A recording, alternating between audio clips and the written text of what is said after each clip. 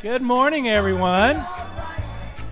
So good to see everybody here on the first Sunday in August. So first Sunday means new songs, new experiences. So let's all stand up, and we're going to sing two songs back to back. We're going to get our energy up because it seems like we need it. Didn't you guys get enough sleep yesterday? It was all rainy, and nobody got a nap yesterday? Two songs back to back, get our energy up, get focused for a great service today. I'm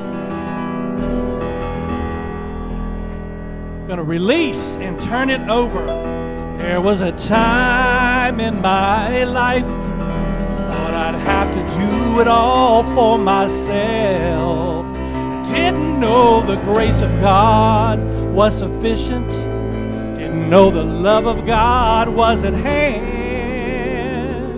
Now I can say, if you're discouraged, struggling just to make it through another day, you gotta let it go, let it all go. And this is what you have to say: I release and I let go. I let the Spirit run my life, and my heart is open wide. Yes, I'm only here for God. No more struggle, no more strife. With my faith I seek the light. I am free in the Spirit. Yes, I'm only here for God. I release and I let go. Let the Spirit run my life, and my heart is open wide. Yes, I'm only here for God. No more struggle, no more strife. With my faith I see the light. I am free in the Spirit. Yes, I'm only here for God. Let me hear you sing it. I release and I let go. Let the Spirit run my life, and my heart is open wide. Yes, I'm on.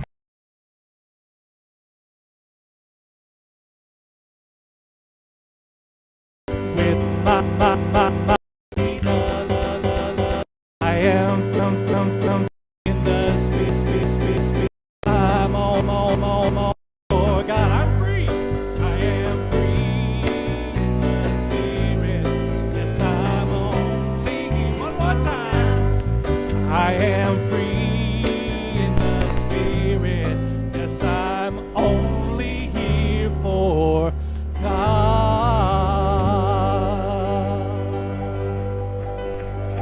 All right.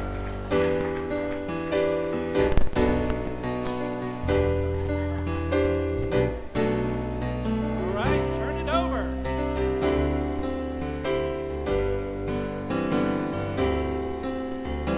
All that is on your mind today, take it to God in prayer. When you have fears that won't go away, take it to God in prayer. Turn it over, turn it over, take it to God in prayer. Turn it over, turn it over. God is always there. If you feel sad, lost and alone, take it to God in prayer. Go to the one that you can count on. Take it to God in prayer. Turn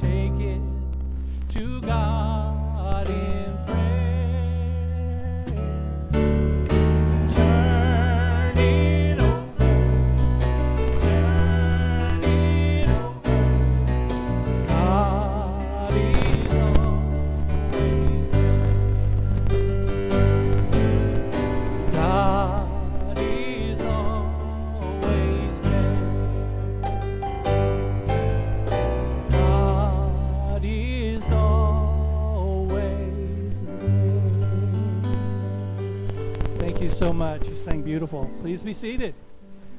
It looks like there's a lot of kids that are ready to go with Miss Steph. Go have fun.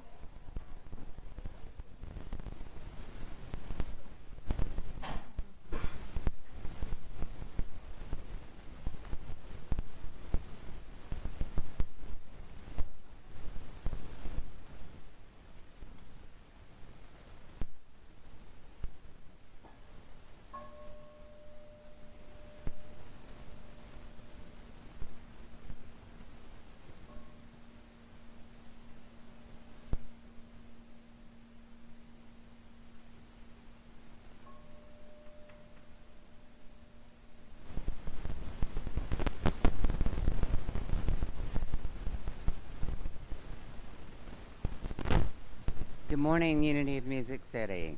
Good morning. Let's begin this portion of our service by taking a deep, centering breath.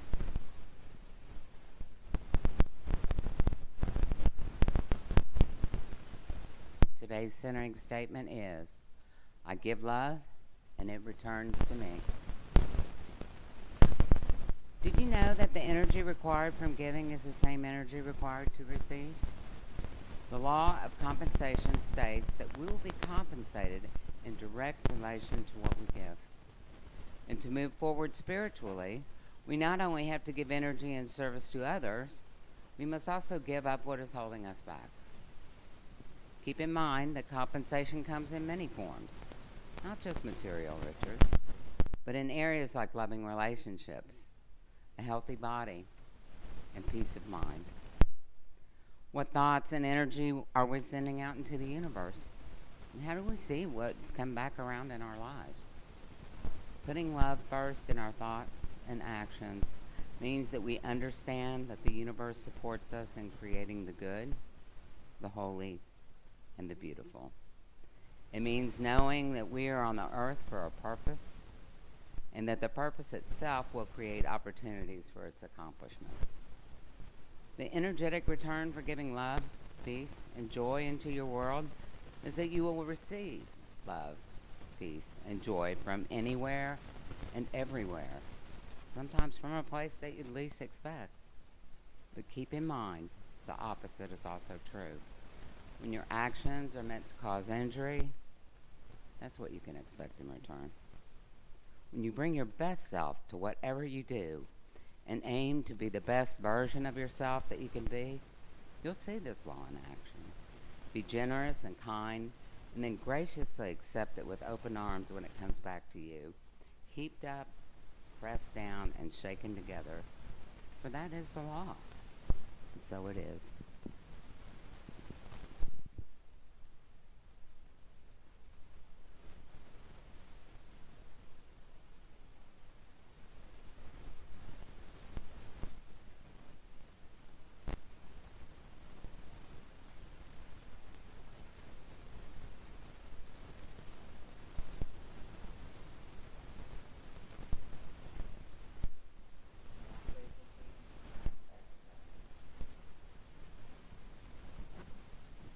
I align myself with thoughts of infinite love for myself and others. I align myself with thoughts of infinite love for myself and others. My divine purpose is to be love, give love, and receive love. My divine purpose is to be love, give love, and receive love. The good that I bring into the world returns to me, pressed down, shaken together, and running over. The good that I bring into the world returns to me, pressed down, shaken together, and running over. And so it is. Welcome, everyone. Welcome to Unity of Music City. I'm Ryan Gill. That's Jackson. That's Kent. And that is Reverend Deb Moore. We're so happy to have everyone here today. And I need you to say something for me. Repeat after me. Happy anniversary to you. Happy anniversary to you. Thank you so much. How did you know? Today is the anniversary of this is the start of my third year of being your minister of music. And I love it just as much as actually I love it a whole lot more than the first Sunday that I started, because it was August of 2020 at the beginning of the pandemic. We came into our old building on Saundersville Road. It was empty because there were no people. It was a online service only, and we didn't know what to expect, but we soldiered on. And guess what? We are here today thriving. That's right. I want to take just a moment, and I do this about once a month. I want to read our mission, vision, and purpose statements for Unity of Music City. Our mission is: we create experiences for expanding consciousness and awakening infinite possibilities. Our vision is to remember the universal presence alive in each of us. And our purpose is to create a sacred space for authentic transformation. That's who we are and why we were here. So welcome. And I think, Julie, do we have some announcements? Well, probably more than one.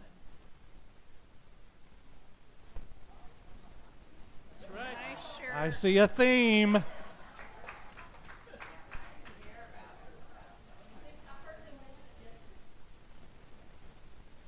Heard them mention it yesterday, talking among themselves, and as we were doing the sack lunches, and I'm like, okay, Hawaiian, I'm in. So, and I think some had, the floral. Well, you remember the Beatles all dressed alike, right?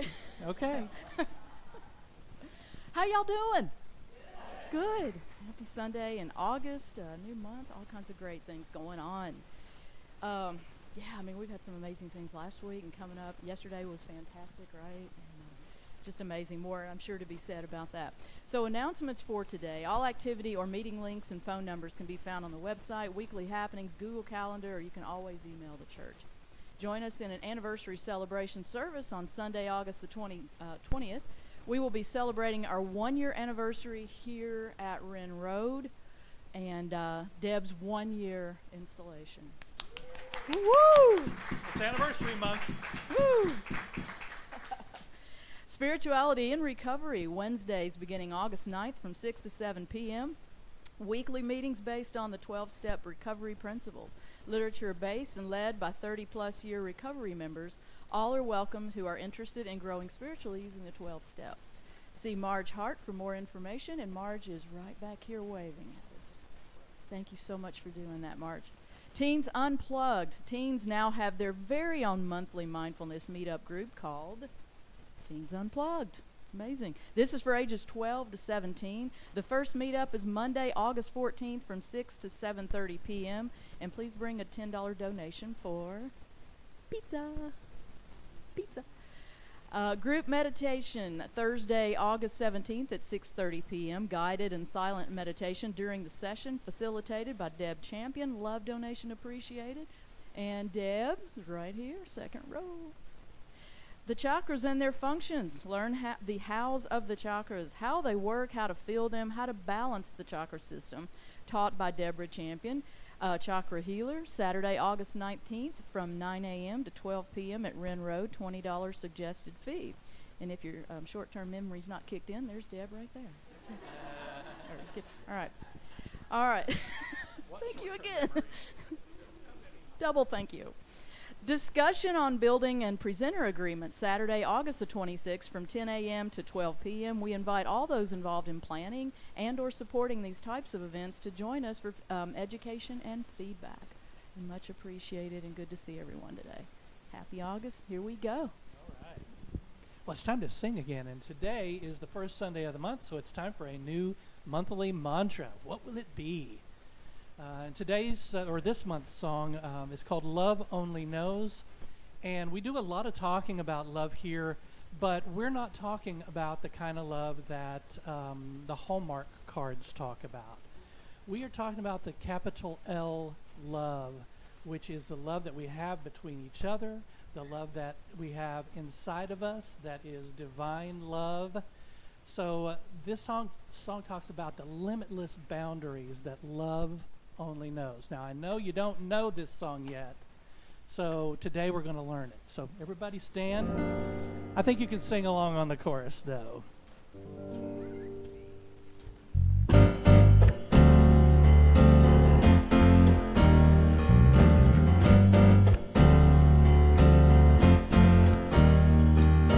Love knows no distance, love knows no race, love knows no country, love has no faith, love plays no favorites, love doesn't care who or why or what or where. Love only knows that love is real, making no distinctions. Love feels, love goes beyond nature or need. How can this be? Love only knows. Love only knows. Love knows no titles, love knows no names, love knows no history, no pride or shame. Love keeps no secrets, love builds no walls, and I believe there's love in us all. Love only knows that love is real, making no distinctions. Love feels, love goes beyond nature or need. How can this be? Love only knows. Love only knows. Willingly, faithfully, endlessly, perfectly, oh, perfectly, oh. Love only knows that love is real, making no distinction. Love feels, love goes beyond nature or need. How can this be? Love only knows. Love only knows. Love only knows. Love only knows.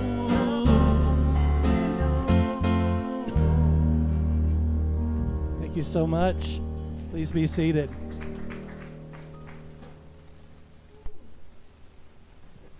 Somebody had a single with that song. Janice Stanfield? I thought it was a... Okay. Co-writer on that is the co-writer of Faith Hill's Breathe. Her Okay. name is Lisa Paulus. Okay. Awesome.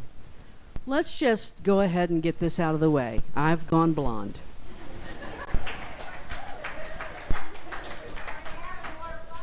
I'm already having more fun. Already. Nikki and I went and saw the Barbie movie this week, and I was inspired by Ken. And then yesterday, completely unrelated, Ryan said, let's make it Hawaiian Shirt Day tomorrow. So who's seen the movie? Has anybody seen the movie? Yeah, I know how to beach. Right? I know how to beach. At any rate, it's time for us to kind of settle into a meditative space. Laughter is a beautiful entree into meditation because it's a release of built-up energy. After we laugh, we relax.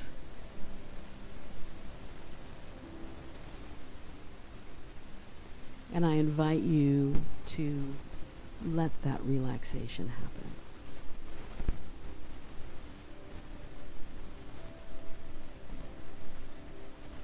Sometimes, in order to relax, it helps to just tense up all your muscles and then release them.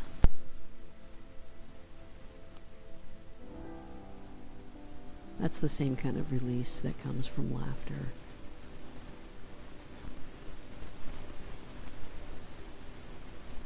It comes from physical exercise, hard work.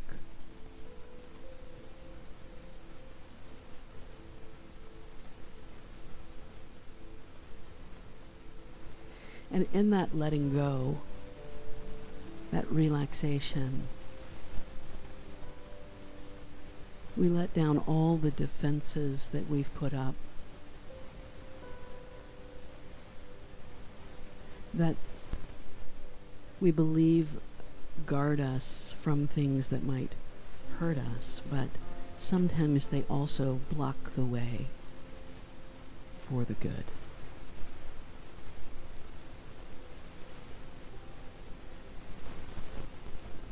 So we intentionally and consciously settle into a relaxed state.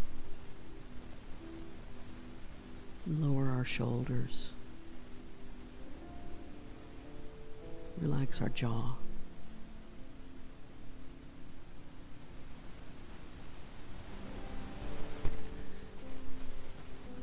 Because one of the best ways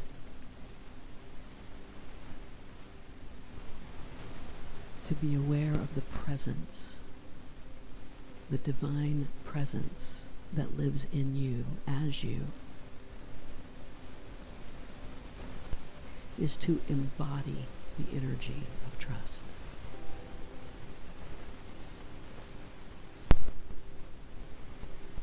And we embody the energy of trust by letting go.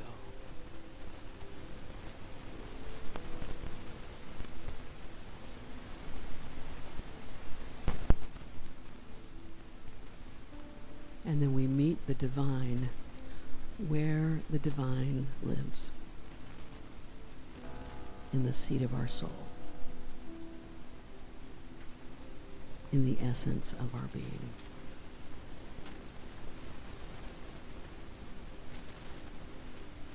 And together as a spiritual community, we now relax into that space in the silence. In the silence.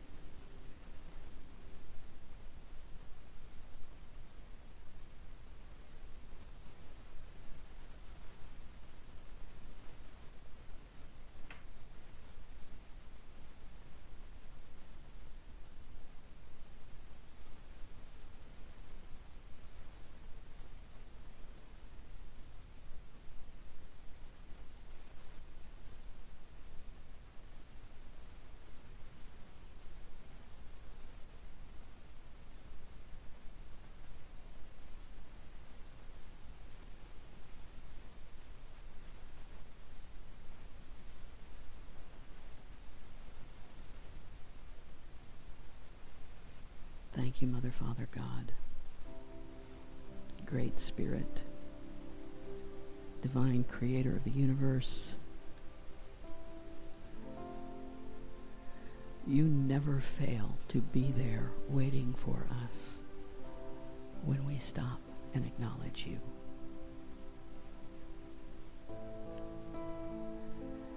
Thank you for this day. Thank you for this life we have been given.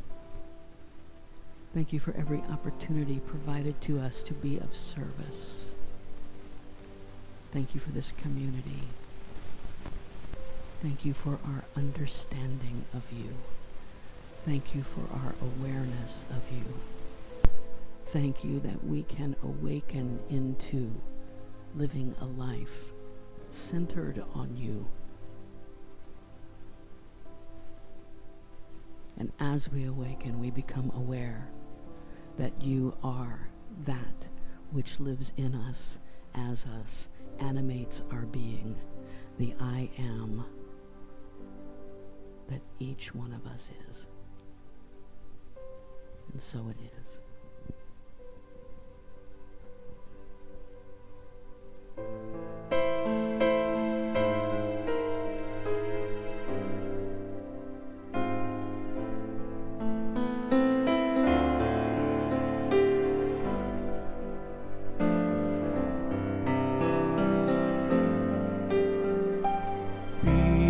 still and know that I am God.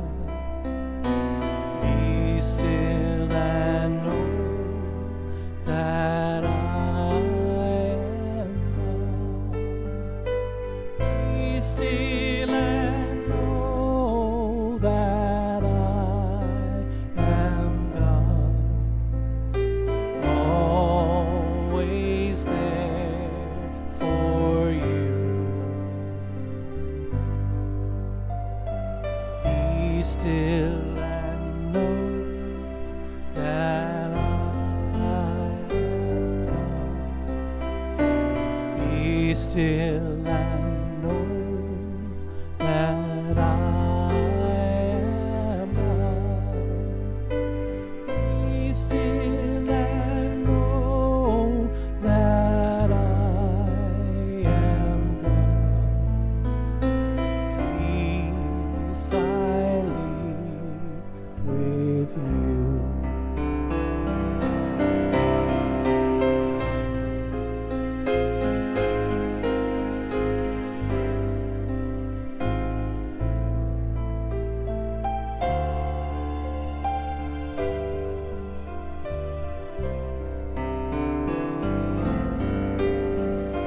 Be still and know that I am God.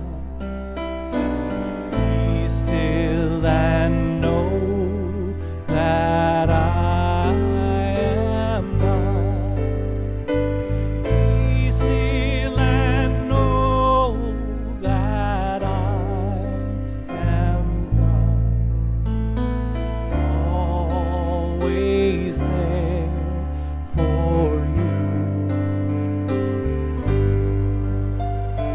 Be still and know that I am God. Be still and know that I am God. Be still and know that I am God. Peace I leave with you.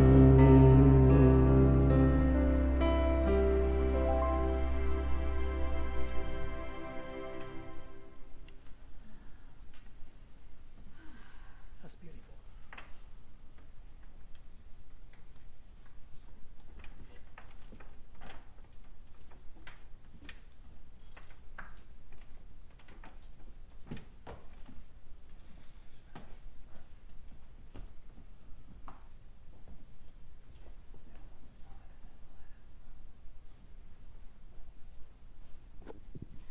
Before any of you start to think that I am so superficial that I would be inspired by a Barbie movie, that's not really what happened.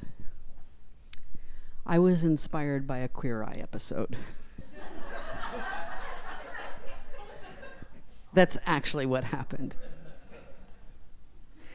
Today's talk is called The White Candle. We've been lighting a white candle at Unity for a very long time. I mean a long time. Maybe even Unity churches have been doing it possibly before I was born. Unity's been around for about 140 years or so. We always call it the Unity candle, but so do a lot of wedding planners, so may not be a unique thing. And then we started lighting the flame. That was probably about 6 or 7 years ago, I think, is when we started lighting the flame bowl. That bowl actually was my personal bowl that sat on my patio outside. And I thought, wouldn't that be cool at church to have like a flame? And so it's been, I never did do an in-kind donation about that, Charlotte, so you can put that on my, I know it's too late now. It's too late now. All right. Then, during all of our transitions, when we sold our old building, the pandemic, all kinds of things were happening, right? And for a year, we met in a hotel meeting room. We were so convinced that the hotel manager would probably not approve an open flame like that we didn't even ask.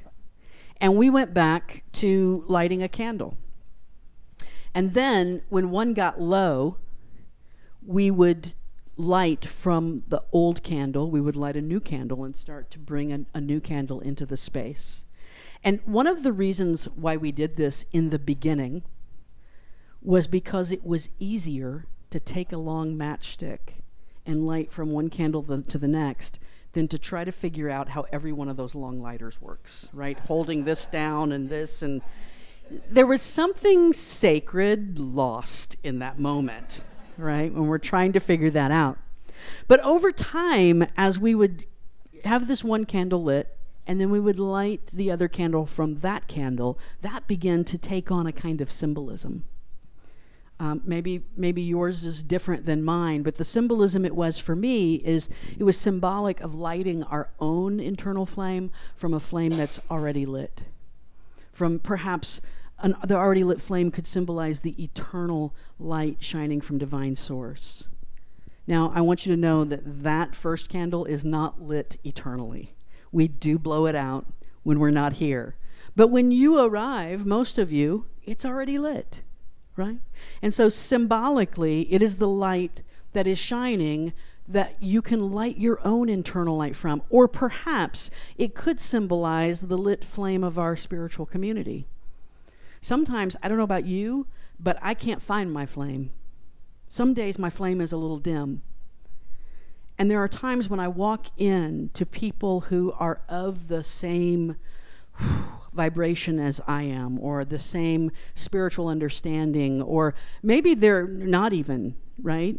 All kinds of people have their lights shining.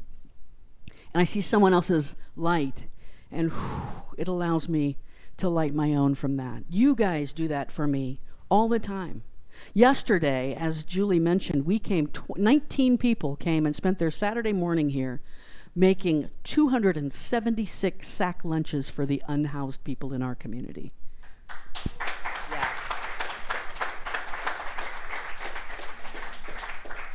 On top of that, we made because the folks making the peanut butter and jelly sandwiches, they were like Ford production line. It was like, we recreated the assembly line yesterday. We ended up with something like, 75 or 100 additional sandwiches. We just gave those to them, saying, I'll just give whoever looks like they need an extra one. Take these extra sandwiches. What a beautiful opportunity it was to be of service. And especially when someone is of service, that is a flame that's lit. And man, you can come just feed off of that. It was beautiful to be here yesterday. This is how symbols are made. This talk could easily be called the talk about symbols, right? But we're calling it the white candle, and in time, you will see. Symbols are made slowly over time. Erich Fromm, the German-American psychologist and philosopher, he divided symbolism into 3 types. He said there were conventional symbols. Those are the symbols that are not open to interpretation. Language consists of conventional symbols. Right? If I say the word chair to you, you might picture a different kind of chair. Your chair might be a different color than mine. Your chair might have all kinds of different things going, but we're all picturing a thing you sit on, right? If I say the words light bulb to you, we all know what a light bulb is. These are conventional symbols. Language, in and of itself, are all conventional symbols. The word chair is not a chair. The word chair is a symbol for the thing that we sit on. The second type are accidental symbols. And those are the type that are specific perhaps to a certain person. Like if I told you about the symbolism this holds for me and you were like, oh, that's sweet, Deb, but that's not at all what it means to me. That's your accidental symbol. I've heard a lot of people say things like, every time I see a yellow butterfly, that's my grandma coming to visit me. That's an accidental symbol. A friend of mine years ago, her father passed away, and he was a cigar smoker. She said for about a year afterwards, she'd just randomly, about once a week, park in a parking lot and get out, and there'd be a cigar butt on the ground. Now, how often do you see cigar butts on the ground? Not that often, but she'd see them everywhere she went. And that became her, means nothing to anybody else. It is meaningful to her. And then there are the universal symbols. These, now don't get confused, there are very few symbols that mean the same to every single person on earth. But these are broadly accepted, right? They've been around for a long time. The shape of a heart is a symbol of love. Every single one of us in here knows that, right? Dove is a symbol for peace. The sky is a symbol for no limits, limitless, right? Dream to the sky, dream to the stars. Even the light bulb is both a conventional symbol and a universal symbol, because a light bulb can also symbolize an idea someone has just had. If a cartoonist wants to symbolize somebody getting a bright idea, they draw a light bulb over their head. In literature, there are symbols that we talk about this all the time. This is the beautiful place where both of my professions overlap, is symbolism. The overlap of literature and spirituality and psychology all meet at symbolism. We know that the ocean is a symbol of eternity or death. A river is the symbol of life or the passage of time. And just like life ends in eternity, ends in death, right? We're going along as a river, growing, sometimes going through rapids. And then eventually we will eventually get to the ocean. The forest is a symbol of all of our fears or our subconscious mind. That's why all great children, a lot of great children's literature involves a forest. Hansel and Gretel walking through the forest. Little Red Riding Hood walking through the forest. Because those great fables of children's literature were designed to help children deal with their deepest fears. They were actually psychological tools for children, right? So this is where my two professions meet. Moby Dick is about a big white whale. If you haven't read it, don't, really. Unless you just have nothing to do with the next 6 months of your life. Disagree. I read it in grad school. I had an independent study in graduate school. My professor said, "What do you want to do for this independent study?" I said, well, I've never read Moby Dick, and I just feel like as a literature professor, I should probably read Moby Dick. And she went, okay. Because she knew she was going to have to go. At any rate, it's about a big white whale, right? This is an albino whale. Captain Ahab, this is his nemesis. He's trying to get this whale. And there's an entire chapter in Moby Dick that focuses all about the whiteness of the whale and the symbolism of whiteness. We think of whiteness often as purity or innocence, but actually whiteness can also mean abject terror, sickliness, death, right? It is the color of death in many instances. I'm going to pretend like this is going to work, and I don't know that it is, so let's go to the next one there, Amy. Even if I don't tell you, what's that from? Hamlet. Somebody said it. Hamlet. Even if you've never read Shakespeare or you've never even seen Hamlet performed, this is such an iconic image right here. This is Hamlet. He's saying, alas, poor Yorick, I knew him, Horatio. He was a man of infinite jest, of excellent fancy. Right? And so, but the interesting thing here is this symbol, he was a man of infinite jest. No, he wasn't, because life is fleeting. And that's what that symbol stands for, right? A symbol of impermanence. Symbols have meaning that can be created over thousands of years or a day. Their meaning is sometimes collective, it's sometimes personal. It's often tied to culture. When we think about brides, for instance, what color does a bride wear?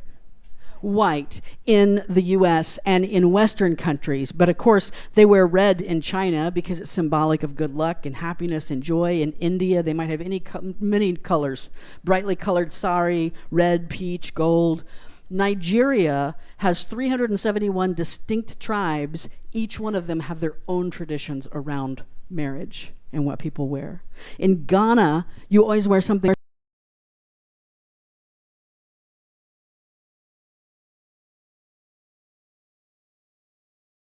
Anybody know? Victoria. We wear white.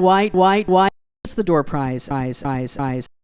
We wear white because of Queen Victoria. Before Queen Victoria married Prince Albert in 1840, Upper class women in Western Europe would wear brightly colored, beautiful gowns, often red, like the Chinese, right?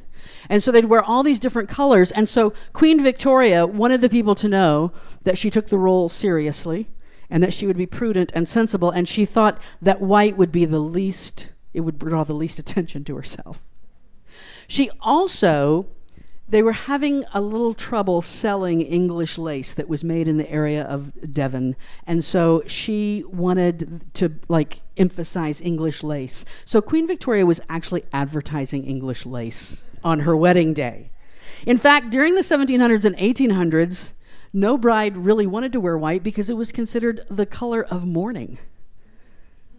And so after Queen Victoria, there was basically the Vogue of the Victorian era was a magazine called Godey's Ladies' Book. And they decreed that white is the most fitting color. And now we wouldn't dare. As a matter of fact, if someone doesn't wear white, sometimes we're loosening up a little bit on that. But I remember as a kid, if they didn't wear white, you thought, we know what's going on there. So because Victoria wanted to sell British lace, it's now considered an absolute rule that every bride wears white. That's how symbols start. Go to the next slide there, Amy. This past week, we had a full moon gathering. We do this every full moon. Wonderful opportunity to come together. August has 2 full moons. We had the first one on August 1st. We gather in the backyard back here. We have great conversations. We connect with one another. And let me tell you something. We have all kinds of energy around the full moon and the phases of the moon. I have a secret for you. I don't want to rock your world, but the moon doesn't actually change. The moon doesn't change, right? It's the same. It's the reflection on the moon that changes, but the moon itself doesn't change. Over centuries and millennia, we've attached symbolism to the moon phases. How many of you have ever heard that the ER is busier on a full moon? Right? You've heard that, right? They did a study in 2011 that said that 40% of hospital employees believe that the ER is busier on a full moon. 40% of scientists, right? Science-minded people, even though they've done many, many studies, and they've actually shown that there is no correlation between the busyness. Now, any good ER doc or nurse will probably go, that's crap. I know. They ought to come work in my ER. But that's just the fact. Where could this start? You know, before electricity, we had thousands and thousands and thousands and thousands of years of the moon being the only light at night. And wouldn't it make more sense? Have you ever been out in the country where there's no city lights under a full moon? Anybody ever done that? It's bright. You could walk through the forest and you can see where you're going. Right? Because it's so bright. Wouldn't it make sense that over those thousands and thousands of years, more and more people are out, more and more stuff's happening, more and more people are getting into trouble, right? Because you can see. And wouldn't it make sense under the new moon when it's dark, people stay in. I can't see anything. I don't have a flashlight, right? This is a blue calcite stone. I'm getting there. I'm getting to the white candle. This is a blue calcite stone. I brought this to the full moon gathering. And this blue calcite, looks like a bar of soap, I know, but it's blue calcite. It's known as the stone of emotional intelligence. It has calming properties. It's anti-anxiety. It's anti-depression. Right? It calms emotions. It protects our mental well-being. And so the question I want to put forth to you right now is, who decided that? How did that come about? We passed the stone around on the night of the full moon, and everyone there had a slightly different, here's what I feel. This is the energy I feel. I think someone even said, I don't feel anything. It just feels smooth. Okay. Right? Over the years, healers and shamans and witches and druids and yogis and wise ones worked with these stones, worked with elements of nature. They shared information, what they got from this. They wrote down what they felt from this. And each person added a slightly different shade of understanding. But over time, perhaps more and more people said, I feel calming energy here. I feel calming energy. We agree on this. But the important thing is, what do you feel, right? I love those folks who work with crystals who say, my favorite little crystal shop in Gallatin, when I go in there, Jackie always says, see what you feel from it. What do you feel from it? Whatever it's saying to you, let it say. Let me just tell you, that is a similar kind of progression that led to religion. Go to the next slide there, Amy. This is a statue of Adiyogi. He's considered the very first yogi in Hinduism. Hinduism is one of the world's it is considered the oldest of the major world religions. It's been around for perhaps maybe 15,000 years. We're not even sure how long it's been around. And how did all of this understanding happen? Well, thousands of years ago, these great yogis meditated on the question, who am I? They sat and they were, spiritually aware, awake enough to sit down and go, who am I? What is this life about? Who am I? And they sat there until they meditated and they got into deep reflection because they knew they were seeking a knowledge not found in the world, right? The only way out is in. The only way to understand is to go deep inside. And so they meditated and they found out this knowledge that was vibrational. It was not language-based. It wasn't conventional symbolism. It was an energetic kind of vibrational knowledge. And these ancient yogis begin to shift their own frequency, their own vibration. And their internal revelations started to take the form of mantras. Because people would come to them and say, tell me, how do you know this? How are you learning this? And you can't speak the unspeakable. You can't share what is not able to be put into words. How do I tell you that my vibration has changed? How do I tell you that my internal understanding has shifted completely? And so what they would say is, I'm just going to give you this mantra. Keep saying this mantra because these mantras have the power to shift you vibrationally. Just keep saying these mantras, and then you see what happens to you. Now here's the thing. All these different yogis, they didn't hear the same mantras. And so people would come to them, and they didn't teach the same mantras, because they all approached it in a different way. It's been said the truth is one, but the wise speak of it in many different ways. So in the same, this is what we're all about here, right? We're all about this. Over time, these stories and epic poems and religious texts were written down. The 4 Vedas are part of a grouping called Shruti. They're considered Shruti. And what Shruti means is that which is heard. I love this differentiation here. There's 2 different types of texts in Hinduism. One is Shruti, one is Smriti. It's hard to say in English, Smriti. Shruti is that which is heard. Smriti is that which is remembered. So one of it, the Vedas, we don't know who authored them. Some folks go, well, they're divine, right? They've given to us by the gods. They're that which we heard. And then Smriti is that which remembered, which was bubbled up inside of us, and we share. All religion is built around symbolism and experiences shared. It all has both the meaning intended and the meaning that you feel inside of you. There is that which you've heard from outside, and there is that which you've remembered on your own. You pick up a calcite and someone says, this is a calming stone. It's the stone of emotional intelligence. Okay, I heard that. But now let me feel into it. What arises in me, right? What does this mean to me? So how are we to think about all of this? Isn't uncovering and getting in touch with our divine essence all we need? We just spent 4 weeks talking about spiritual freedom. That's all I need, man. All I need is a little freedom and a beach, right? All I need is spiritual freedom. Why are we even talking about all of this? Yes, none of this is necessary. None of it is necessary. But just as the person and the personality, remember when we talked about calling and purpose? Our calling is to align and understand who we truly are. Our purpose then is how that calling shows up in the person and the personality that we are and how we show up in the world. It gives our person something to do. In the same kind of way, the seeker self needs something to do. Sometimes the seeker self is like, I need something to play with too. What do I get up and do today if all I got to do is sit here and be free? I don't have to do anything? No. Guess what? The sun comes up. You got to get out of bed. Well, you don't have to. You could stay there all day if you want. Not every day, though. You got to get up. You got to do something. How do I move through this life?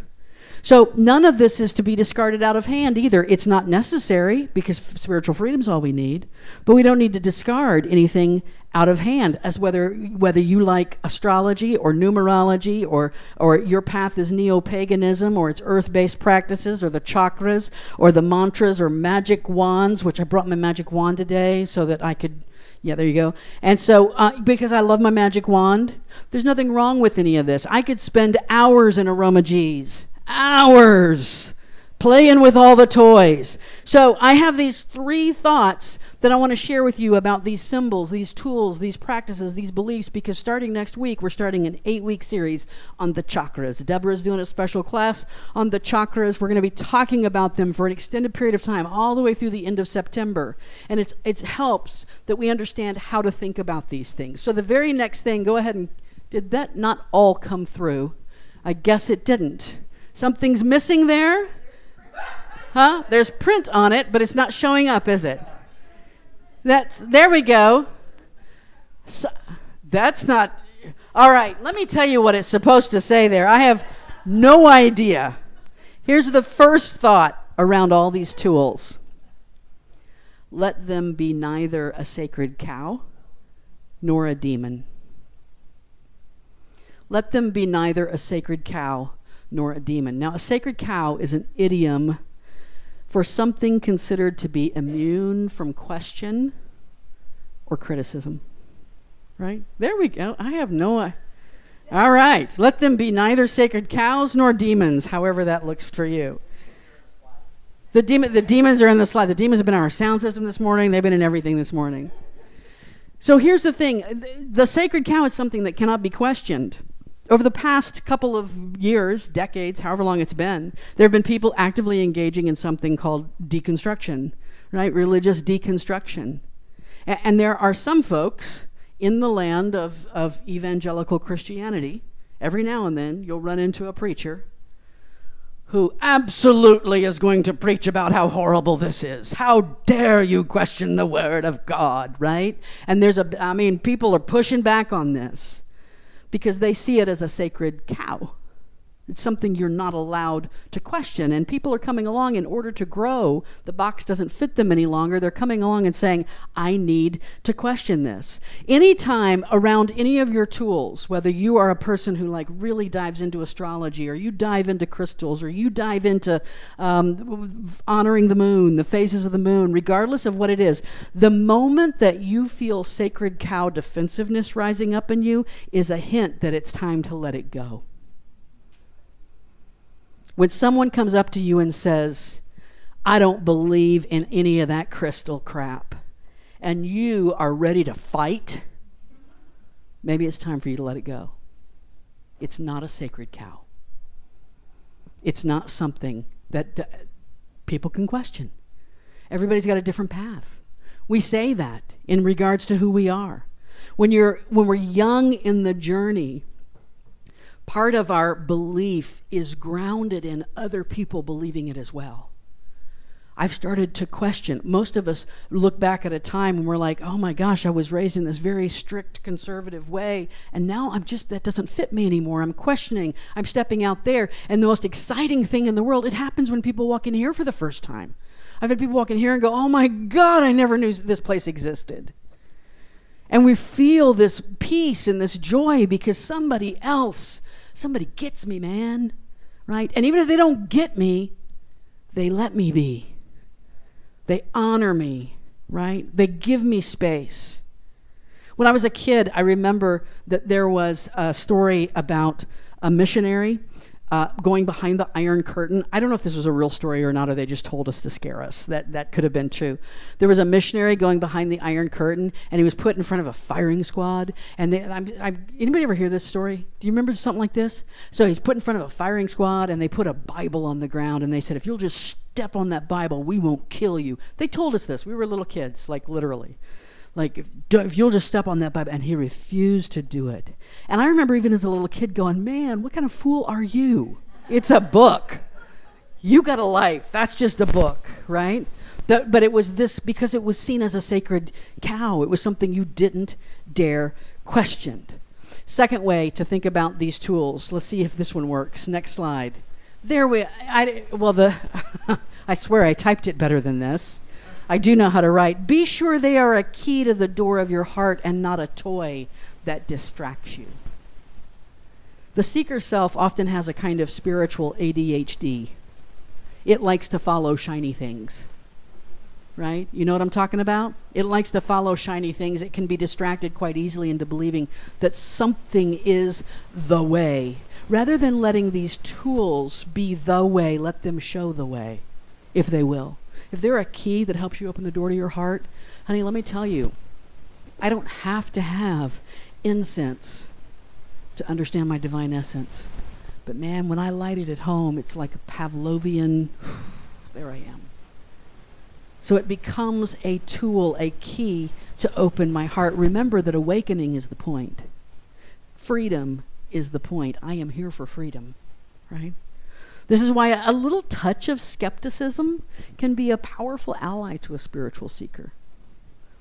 If you're the type to dive headlong into the newest shiny object, and you don't have to admit it here, but you know if you're that person. Yeah. If you're the type to dive headlong into the newest shiny object, it helps to know this about yourself. It helps to hold back just a tad and say, we'll see.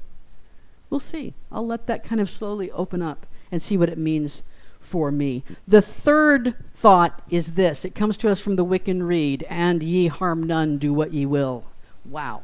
I don't know what happened with that, but that's okay. And ye harm none, do what ye will, right? 8 words of the Wiccan Rede fulfill, and ye harm none, do what ye will. It's similar to a phrase known to medical folks, right? The Latin is primum non nocere. It's first, do no harm, right? First, do no harm. John Stuart Mill, the 19th century philosopher, he proposed a harm principle in government. He said that the sole purpose of law was to keep people from doing harm to each other. So victimless crimes should not be considered crimes at all, not even a legal matter. If there's no victim, there's no crime. Sounds pretty good to me. Look at this symbol, though. Anybody grow up in a spiritual tradition where that symbol, even today, maybe has a little rise in you, causes a little rise in you? That was the symbol for devil worship when I was a kid, right? That was the symbol you didn't even want to see that. But of course, to those who practice, it is a beautiful symbol, honoring the 5 elements, honoring the full mind, body, spirit of the human, right? Remember that you yourself should be included in the none that you harm. Be careful that these tools do not get in your way. A lot of us use something like an animal totem. Next slide there. I think this one has no words. We're safe, right? Anybody ever looked into like your animal totems or animal meanings, things of that nature? The last couple times we've been here for full moon, a skunk has come to visit us. It walks up pretty close to us, actually, and then it walks by. We're all pretty grown up about it. We don't scream or yell or run, right? Of course, Nikki's not there. Yeah. And it visits us. The skunk is a beautiful symbol. Stands for humility with confidence, the power to assert yourself without being aggressive, self-trust. I took a shamanic journey years ago with some shamanic practitioners. It was a beautiful experience. It was intense. Don't want to do it every week because, man, it was intense. But during this experience, I had a golden eagle and a snowy owl. Go to the next one there. A golden eagle and a snowy owl that played very heavily in that. And ever since then, they've been special to me.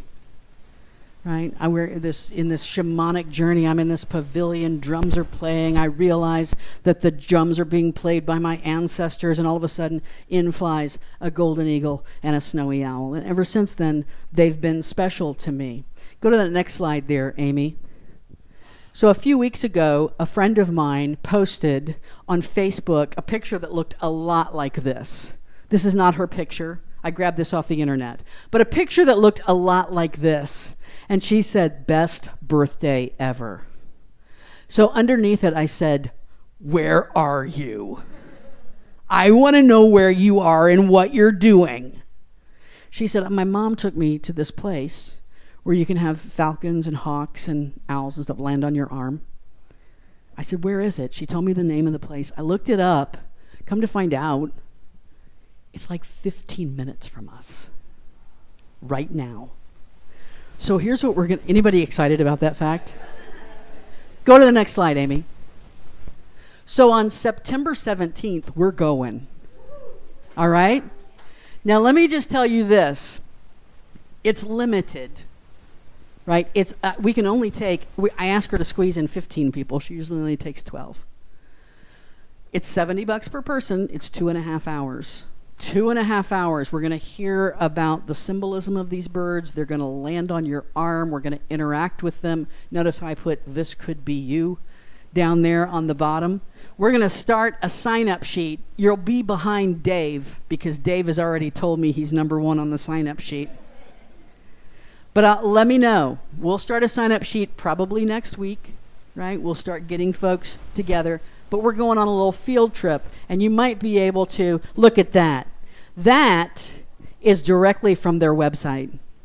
I don't know if this being actually still lives there, but if so, I plan to meet him because I love him, right? So wasn't this a talk about a white candle?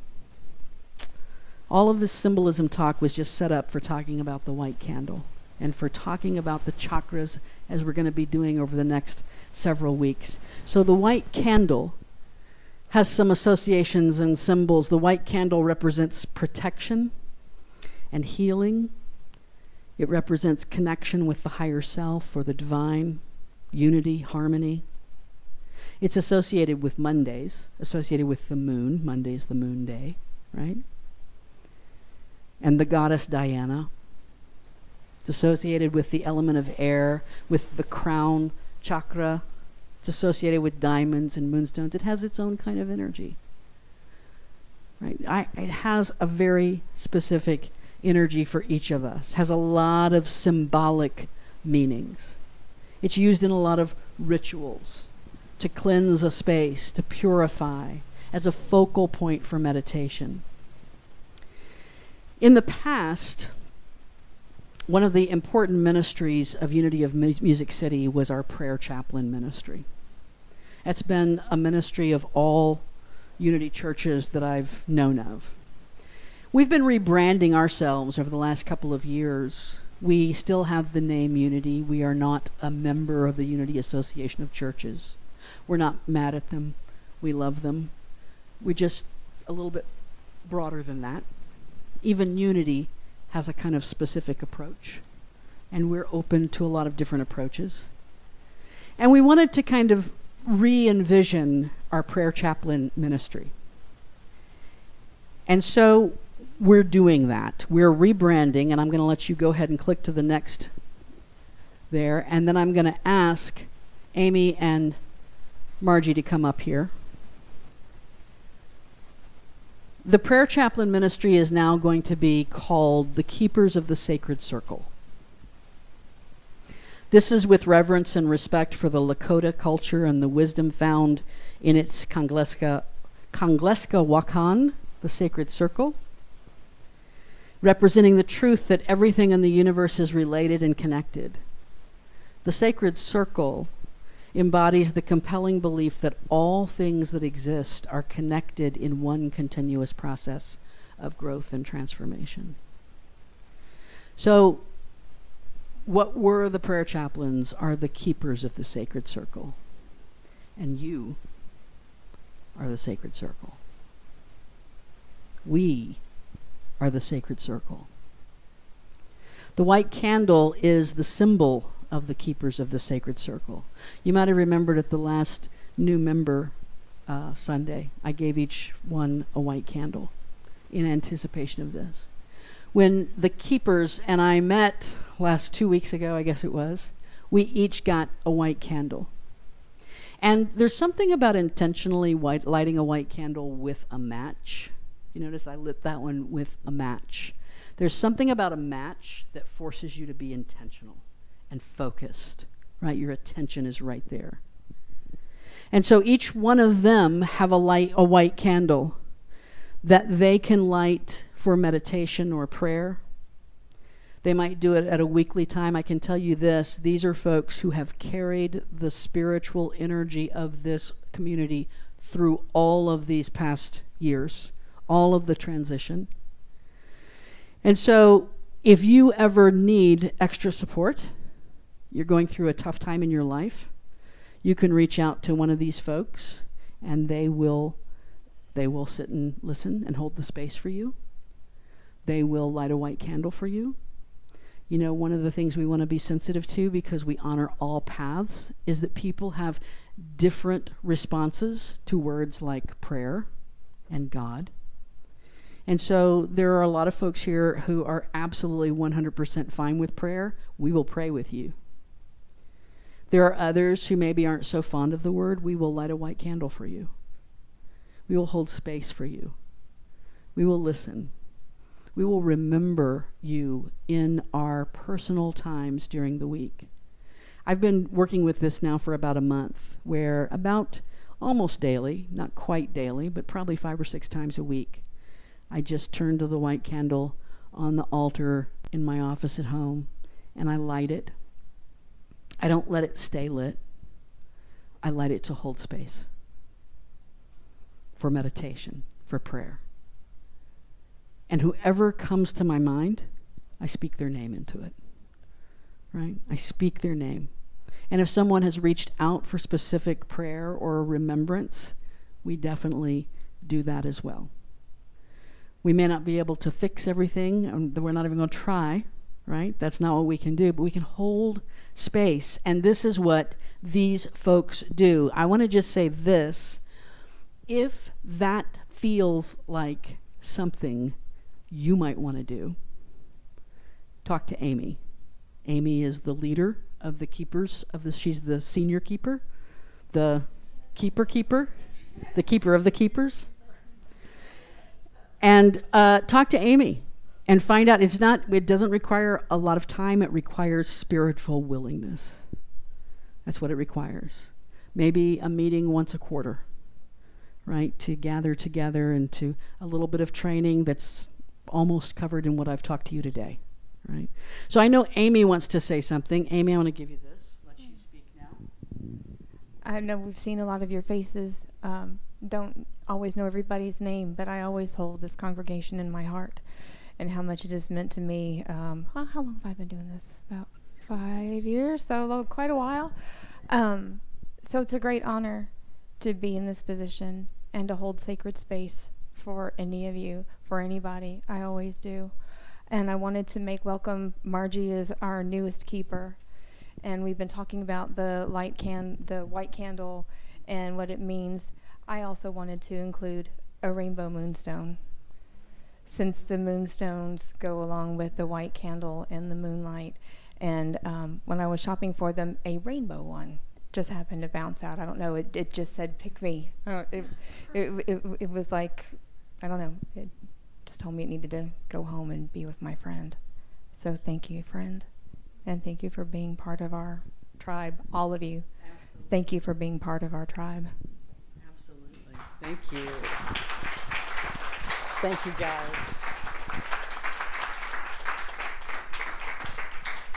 Thank you so much. You guys can go ahead. Oh, absolutely. Yeah. Let's hug first. Let's do that. Okay. Let me hug you. There we go. Love you too. So lean on these folks. We've been, over times, we've had a chaplain program in the past that was probably 10 or 12 people strong. And then, we've had a lot of, we're rebuilding and rebranding. So we have lots of open space for people who just want to be a part of holding the space. You might be like, I don't know what I can do, but I can bring that. I can bring my energy to that. So I want to go next to this candle, and there we go, candle in the moon right there. The other night, we lit a white candle at the full moon gathering. And so I told the folks who were there it would have something to do with this Sunday service, but I didn't really give the whole insight into it. It's fitting because the white candle, of course, is associated with the moon, but we also did it because it is now the symbol of who we are. When the Unitarians get together, the Unitarian Universalists get together, they always light a chalice. It's the symbol of Unitarian Universalism. And if they have a board meeting, they light the chalice first. If they have any kind of gathering, they light the chalice first, right? To remember that this is sacred work that we're doing. And so I hope that, you don't want to enforce a symbol like that, But I want us to know that every time that we gather, that we light the white candle first. When we gather for the full moon, we light the white candle first. Hopefully when we come together for a meeting, we light the white candle first. We always light it for the service first, to hold the space and to remember the sacredness of what we are doing. Let this symbolic gesture serve as the constant reminder of who we are. And who are we? I hope these words come out right. We are a spiritual community, and we are a sacred circle of people who have committed to supporting each other on the journey. I'm so grateful to be on this journey with you. Namaste.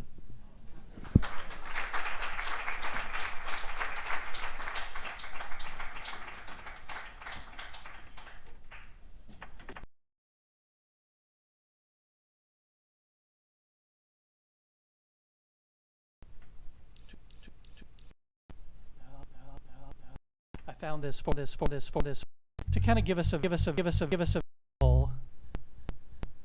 of the service where we slip into gratitude. And I want to give everybody just a few seconds to think of the week that was and something that we can pick from last week that we are grateful for. Some of us have so many different things that we can pick from. And I want you to hold that in your mind and repeat these words. I am grateful. Let's hear it. I am grateful. And so it is. Anytime you say thank you, you're saying a prayer. Gratitude is a prayer. So we have so much to be thankful for in our individual lives. We have so much to be thankful for in this spiritual community. And I think we're headed in the right direction, that's for sure. Absolutely. We are grateful to be able to give back to our spiritual community. So many different ways to do that. The PayPal QR code. I know there's a lot of people that get their phones out right now. The blue vase in the back there under the QR code is for your paper donations. You can see the various ways to give there on the screen, and I encourage you to do that as soon as you think of it. So let's say our offertory affirmation together, and let's say it with a grateful heart. Divine love blesses and multiplies all that I choose to give. We're going to switch our gratitude songs simply because we can, and there's so many good ones. This is a Judy Blackwelder song, and I think most of us know it at this point, but if not, you're going to learn it really fast because I'm going to sing it twice.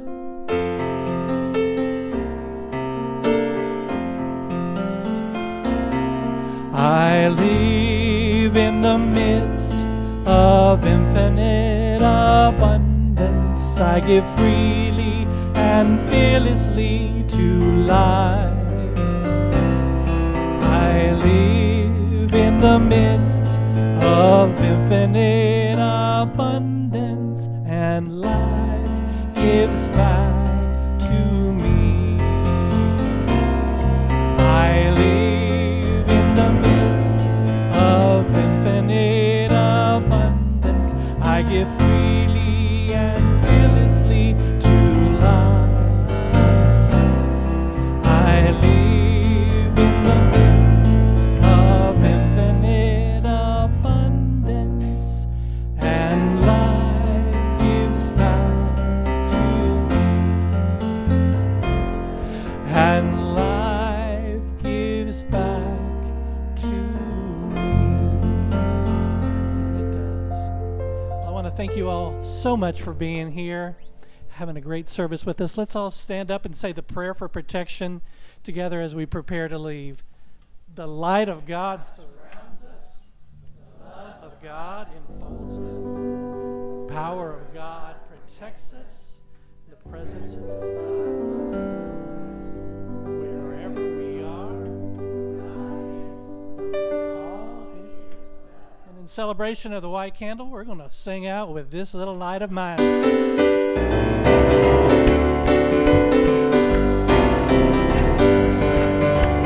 This little light of mine, I'm gonna let it shine. This little light of mine, I'm gonna let it shine. This little light of mine,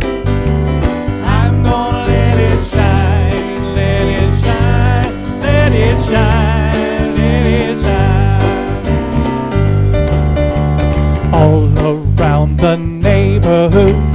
I'm gonna let it shine. All around the neighborhood. I'm gonna let it shine.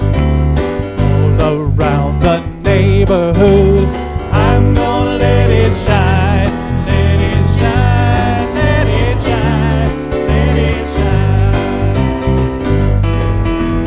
This little light of mine, I'm gonna let it shine. This little light.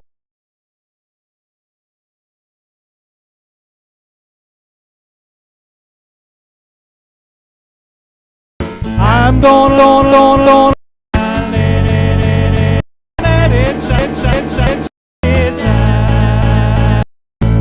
let it shine, let it shine, let it shine, let it shine. One more time. Let it shine, let it shine, let it shine.